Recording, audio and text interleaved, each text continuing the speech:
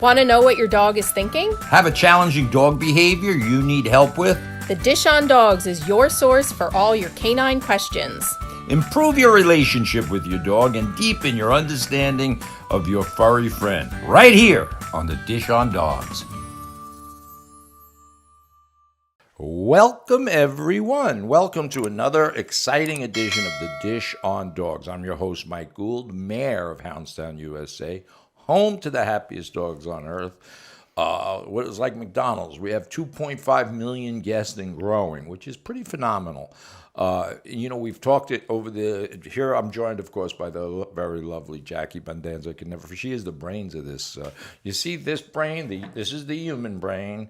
This is the animal brain. She is the human brain. My brain is really tiny back here. Yes, it is. Right. It is but tiny. The good news is our brains complement one another in this particular business we're in. And we're going to talk about that, how that can be, how... why we're so effective in doing what we do. How are we so effective at taking care of Today we have, Jackie, do you know today in our system there's over 1,000 dogs, almost 1,500 dogs, meaning today we're caring for dogs of all shapes, sizes, two-legged dogs, blind dogs, all kinds of dogs. Right. Bully breeds, we talked about that in an episode, German Shepherds, Rottweilers, Dobermans. So I guess today's edition of the Dish on Dogs is going to be, we never really talked about how we ended up here, how you ended up here, how I ended up here. So let's talk about the history of Hounds Town. Why did Hounds Town start? How did it start? It's been a long journey, right? It's been over 20 years since you opened the first location. So I thought we could talk about the evolution of that. So kind of start us out by explaining quickly your professional history, and then how did you come into kind of thinking about this concept? Right. So before talking about anybody's professional history, because that usually assumes we're adults and how we all got to where you are, how did you get to where you are, we have to talk, in my mind, from a very basic element. So meaning, I've started to share more things over when we do seminars, more about me personally, my personal story. And it's important because number one, people relate to it. Sometimes they relate to it. And other times it explains why I seem to know what I know about dogs. And It's not from studying. I've never read a book on dogs, although I want to write one, but I can't write. So it's a whole complicated thing. And I've never read a book on franchising. So my point of the matter is my life or my knowledge is based on observation. So if you look at this picture here of me as a very young lad, I have a little puppy in my hand. And then you see me go full circle over here. I have the toupee on over here. And no, that's really my natural hair. But anyway, but these are important developmental times in my life. So here's the interesting thing. And I hope people can relate to this. I happen to be a very shy, introverted person. It doesn't seem like that because how I deal with that is having this big, loud mouth. But fundamentally, I'm shy. So if you're shy out there, shy people, introverted people do one thing. They observe. They stay in the background and they watch things. They don't participate in things. So if you're kind of more extroverted, you're always interacting. I'm not. From a very young boy, I just watched. Of course, I was shy, so I didn't feel confident to interact. So that's how I started to watch animals interact with humans, how humans interact with their environment, et cetera, et cetera, et cetera. Fast forward to the early 80s, the New York City Police Department was developing a canine unit. They never had one before, so I was one of the founding members. I wanted that job so badly. Most people would say, you must love dogs. And the answer was no. It was really my disdain for human beings. And I know that sounds horrible. It does sound horrible, but that's the truth. You want the truth. People say you must love dogs, or at that time. I always had a great appreciation for animals. I think that I learned, as I say in many episodes, I find them fascinating. Birds are probably one of the most fascinating creatures I've ever seen, and their abilities. But my real inspiration of joining and fighting for a position on the New York City Police Department was I didn't want to drive around with a human partner 8, 10, 12 hours a day and arguing over whether we want Chinese food or Mexican food. And I'm trapped in a car. I didn't like their driving styles. So it was really stressful for me to be with a human. Unfortunately, the NYPD at the time, you had to be with a human. You had a human partner. So when I saw this canine unit, I did whatever. I think I was married at the time and they were looking for single people. I think I got divorced immediately.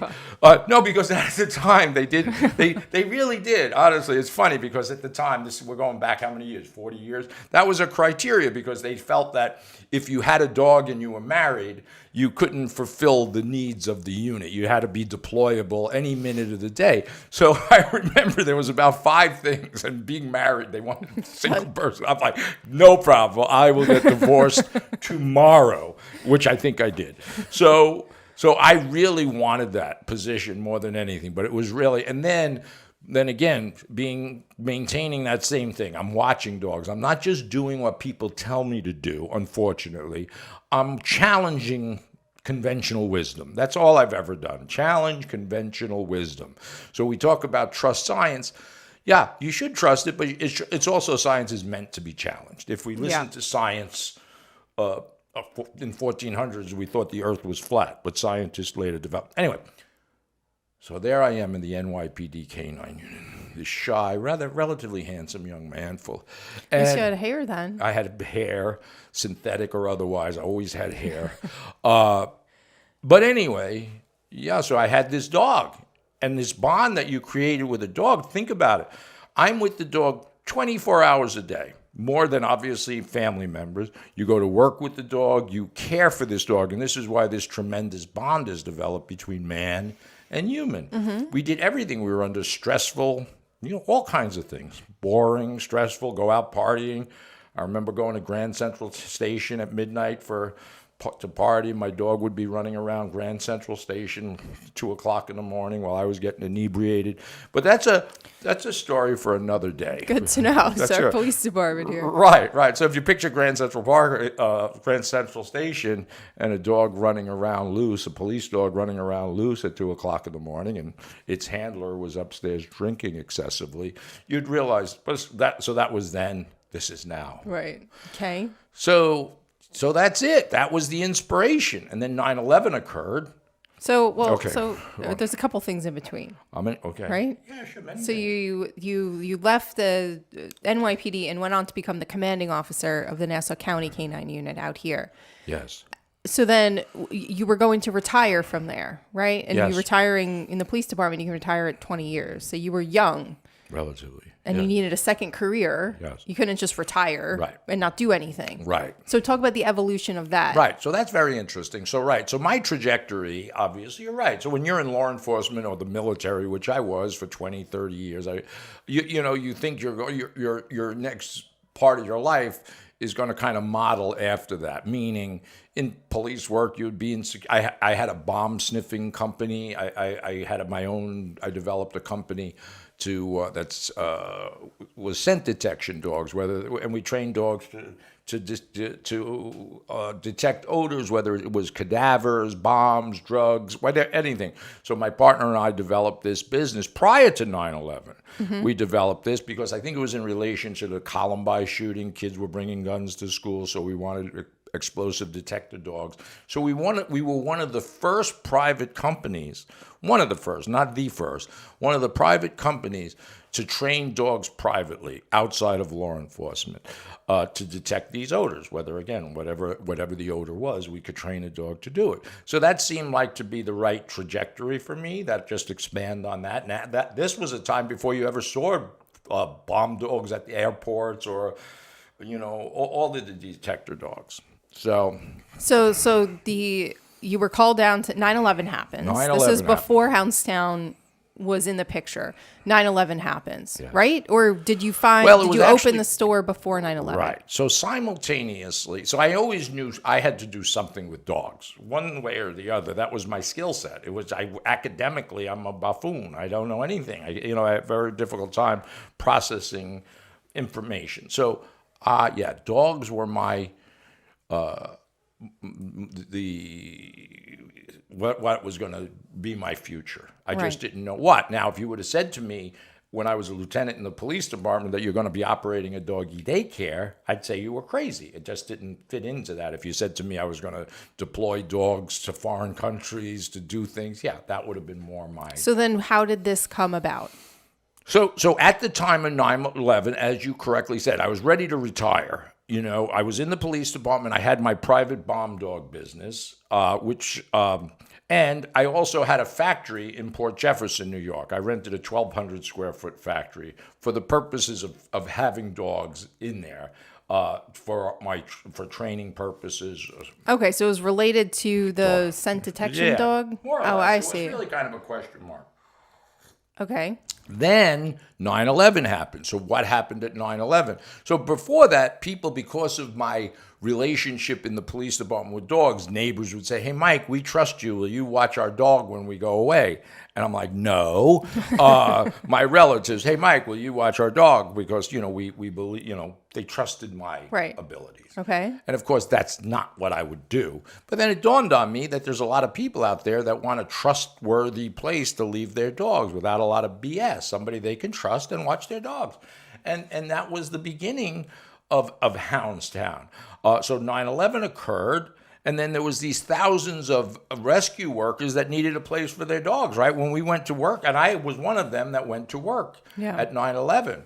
So you have cops, firemen, rescue workers, thousands of dogs in the tri-state area that needed to be cared for because people were going to work. They didn't even know when they were going home. Right. So that was really the... So you started offering boarding essentially for rescue workers' dogs in this 1,200 square foot factory store, right? And then, but it evolved into offering daycare as well. Right. Well, right. So again, my experimental mind, because I was having police dogs there, ATF, FBI, all of these dogs that were presumably trained to be isolated and only work with the handler. So yeah, that's where my kind of experimentation came, by having these dogs. And we talked in another episode, the bully breed dogs. So some dogs were German Shepherds, some were retrievers and so forth. And we just started to have them play together. And then it just caught on, and there was a demand for it. And then we just kept developing that business model, making it more publicly accessible, I guess is the word. So we take poodles. So we transition from these big detection dogs and rescue workers' dogs, to poodles. And that's when I realized that the poodle and the German Shepherd had the identical brain, just in a smaller body. And we started grouping them by size, age, and temperament. And then here we are today. Does that make sense? Right. And then so 9/11 happened maybe about 6 or 8 months after you kind of started this, offering this, right? And then you were deployed to Italy for a year. I forgot about that. Yes. And you had to have family members step in. Thank you, Jackie. To run the business. Yes, right. So right after, so things are going good. I signed my 10-year lease, as every franchisee knows. I'm all excited. Started my business, my plan, my life plan. I'm retiring from the police department. My last call to duty, so to speak, was at 9/11 doing rescue work on the pile at Ground Zero. My job was to, look for explosives surrounding Ground Zero, because at the time, for those of you who can remember, nobody knew what was going on. They didn't know if this was World War III breaking out. Nobody knew anything. So, so I'm like, okay, as soon as this is over and things settle down at Ground Zero, I'm going to pursue my other business of managing dogs, pet management for other people privately. And then on November 17th, I get a letter in the mail that I had to pack 50 pounds, Jackie, of clothing. You're familiar with 50 pounds. It's actually a lot. That's a lot. But for the rest of my life? Was it the rest of your life? Well, you didn't know. Bottom line, they said, get 50 pounds of belongings. You're getting on a flight from Kennedy, and you're going to Naples, Italy. I thought I was going to Naples, Florida. I was packing suntan lotion. I was all excited. I had my flip-flops. But I was going to Naples, Italy, because, as I said, at that moment in time, historically, nobody knew what was going on. And southern Italy, at the time, was a jump-off point for terrorists. They could go there. They can blend in very easily. So I was sent there because of working with the military working dog. So my skills, civilian skills of training bomb dogs, et cetera. So I was called to Naples, Italy, and my job there was to conduct search warrants in safe houses and so forth using bomb dogs for explosive. So that was my job. I ended up being there for almost 2 years with my 50 pounds of clothes. I'm sure you bought other stuff while you were there. Camouflage underwear, yeah. Go ahead. So I didn't have enough of that. What? Jackie, you have to have camouflage underwear. yes, All right, to go fit in ahead. when you're eating all that pizza. Right. Oh, the margarita pizza. How did you manage then? Just talk about how you managed running a new business from 5,000 miles away. Right. So this is interesting, and I think this is an important point to even today, because this is part of our culture. So our life plans changed, right? I had no expectation of being in Italy for 2 years. I just invested pretty much all my savings into running this business. Fortunately for me, you have to do what you have to do. So I have family members, children, that took over for me, relatives and stuff, and they just jumped in. The landlord actually was very nice. He knew that this was out of my control, so he gave me some 3 months rent, et cetera. But my family members ran my doggy daycare, and that's the end of it. And when I think of today, with all the things going on with COVID and so forth, do you know, Jackie, that I have not closed the doors to a Hounds Town in 22 years, our corporate locations, including this one? I've never closed the door. And I'm very proud of that fact. And so my point was, if I could do it from Naples, Italy, Right. with no communication, remember, there was nothing. So there was cell phone service, but that's it. There was no real emails or anything. Right. So anyway, my point is that's how we did it. So my family jumped in. It became a family business at that point, kind of. Even though my family didn't really enjoy doing it, they stepped up and did it for me. And the landlord and the community came together.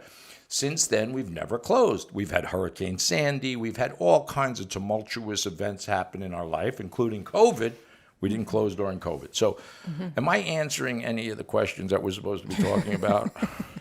Well, yeah. I mean, we're just kind of talking about the history and how this plays into the culture we have today, right? So you come back from Naples. It's almost 2 years later. You outgrew that space, the Very 1,200 square quickly. feet, and moved to another 7,000 square foot location. Right. And then from there, a couple of years later, opened a second store and then a third store. And just, over the course of 10 or 15 years, developed multiple locations on the island. But I think you never really had the intention of franchising this out of the gate. No.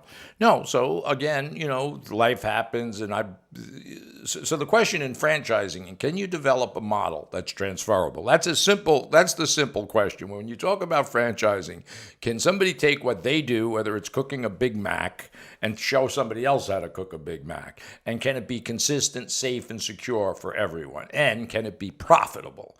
So that always intrigued me, because I've been teaching humans how to interact with dogs for 40 years. And this was just another element to that, which I enjoy. I enjoy, for the sake of the dogs, trying to teach people the real needs of the dogs, not what they think the needs are. And that's been our business model forever. Nothing's changed. Very funny to me. Somebody asked me recently at a Discovery Day, one of the potential franchisees, and they say, Mike, you've been doing this for 40 years. What have you changed in 40 years regarding the dogs? And I says, well, in my sarcastic, condescending way, I said, I haven't changed anything. Nothing. And why is that? Dogs haven't changed. Dogs are the same. The domestic dogs are the same for the past 50,000 years. So I haven't changed anything except my teaching style. I think I'm more tolerant now of humans. Really? Than I used to be. Okay. But my teaching style, I'm just trying to learn ways to teach people how simple dogs are and what their basic fundamental needs are. And that's never changed forever. And it's not going to change until dogs start, this is what I said, when dogs start standing erect and growing thumbs, I'm going to be in a little, I'm going to have to change the way I interact with dogs. But I don't see any evidence that that's happening anytime in the near future. So the question is now what you guys do, meaning you brainiacs, there's a need for brainiacs, marketing, all the things that you guys do behind the scenes is important, but not my role is this hasn't changed one bit. It actually gets a little better all the time because I'm always fascinated. I'll find a new something, a behavior of a dog and what caused it. Does that make sense, Jackie? Yeah, I think so. The heart of our business is pretty standard and hasn't evolved that much. And I think, a big part of our culture is that we are a casual, we're family friendly. Right. Even though we're a franchise, we have a small business, family owned and operated feel to all of our stores. And I think that comes from how this all started, which is it was a family business way back 20 years ago. Right. And that kind of culture and that priority has carried through the past 2 decades. Right. But one of the most interesting things to me, because since then, obviously, there's doggy daycares all over the place. So doggy daycare is a generic term. So if I say to somebody else, what does a day at doggy daycare look like? And they'll say, well, we read books at 12 or we put them in timeout and we do all this crazy stuff. We at Hounds Town, if you really think about it, nothing's changed in our business model. We put dogs in groups of other dogs. So it's an outlet for them. And I always laugh. We still do work at shelters, and the shelter will call and they'll say, Mike, we want to start an enrichment program for dogs. And I ask this very simple question. What is enrichment for a dog that just wants to do nothing but hump, jump, and dump all day in their natural state? What is enrichment? Reading a book, teaching them tricks, showing them a movie on television about the birds and the bees. What is enrichment to a dog? Seriously, what is enrichment to a polar bear? What is enrichment to a bird? What's enrichment to a fish? The enrichment for fish is water. So this is, and this, ironically, Jackie, you're getting tired, right? All right, let me have another drink of scotch. Ironically, we stayed this course. And we didn't gravitate. We don't read books. We don't give special. So we stayed the core. Yes. Yes. That is. But that's our secret to success. Yes. Agreed. We didn't try all this crazy enrichment because dogs don't need enrichment. They just need to be in packs. Right. So we were founded on the premise that dogs just need a place to go where the owner feels that it's safe and secure and trustworthy. Yes. And for the dog, the goal is to just have fun, relax, and be themselves. We've, over the past almost 22 years, just stuck to that premise, and haven't deviated from that. No. Although we've developed our marketing and the way that we interact with customer service, different procedures and processes, but our core values are kind of rooted in the way that Hounds Town was founded organically over 20 years ago. Right, simplicity. And it's funny to me that it's the simplicity that makes us successful. And as human nature is, our competitors are trying to make a better mousetrap. But as I said earlier, the dogs are the same for past 50,000 years. So you can't really do anything differently except allow them a safe place without human or very little human intervention. So kids, as I say all the time, I could take a 3 or 4 year old child and put them anywhere on earth and give them a puddle of water and a ball. It doesn't even have to be a ball. It could be a coconut, any cylindrical object. And they will have a blast as long as people aren't yelling at them and trying to make them play a game that we want to play. And that's where humans screw this all up. We project on our children and our dogs what we want them to be. Right. So we don't do that here. We don't. So what is your vision for Hounds Town in the next 5 and 10 years? You founded this 20 years ago. Where do you see this going? What are your hopes for the brand? Very truthfully, and I wouldn't have said this 3 years ago because the development of Hounds Town has taken on such a rapid growth.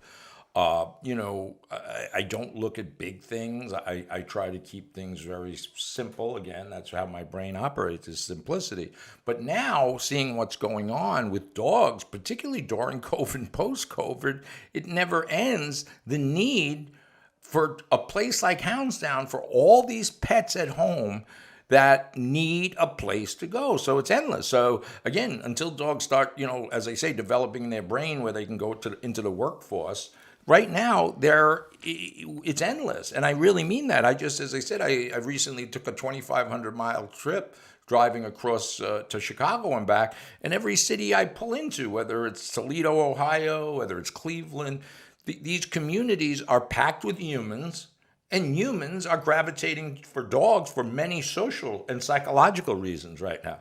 It's now more than ever people are gravitating towards dogs specifically, not horses, not pigs, dogs for social and psychological benefits.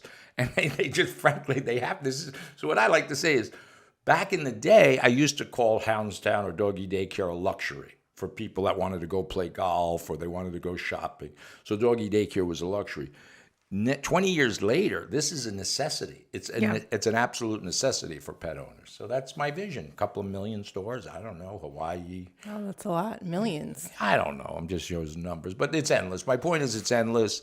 As long the dogs, again, the beauty of it is we leverage the fact that dogs are identical to the way they were.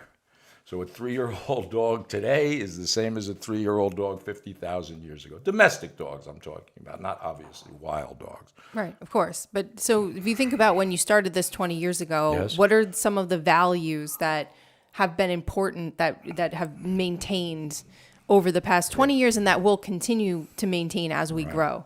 Simplicity, honesty, and transparency. There's no reason we're not trying to exploit people's emotion. This is really, again, what annoys me, because dogs don't talk. We've taken them into our lives from an emotional point of view. And you go to pet care, and it can be vets, some vets, not all pet care providers, but they exploit them. So if you're asked, do you want to buy an ice cream cone for your dog, and you say no, now they look at you like you're an evil person. So the exploitation of humans and dogs, so we keep it honest and transparent and simple.